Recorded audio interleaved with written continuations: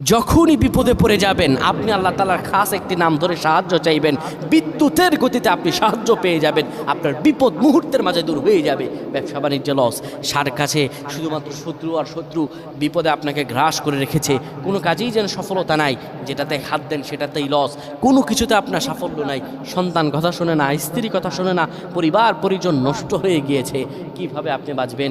প্রবাসে আটকা পড়ে গেছেন, আসতেও পারেন না, কোনো কাজও পাচ্ছেন না, আপনি আমলটা করেন।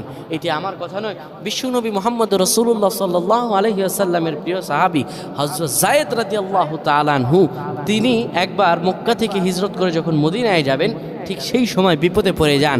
ওনাকে একটি লোক বিপদে আটকে ফেলে এবং ওনাকে হত্যা করার চেষ্টা করে। তখন তিনি আল্লাহ তাআলার এই খাস নামটি ধরে সাহায্য চেয়েছিলেন, আল্লাহ তাআলা তাকে বিপদ থেকে মুক্ত করেছেন। সুবহানাল্লাহ। সেই দোয়াটা কি?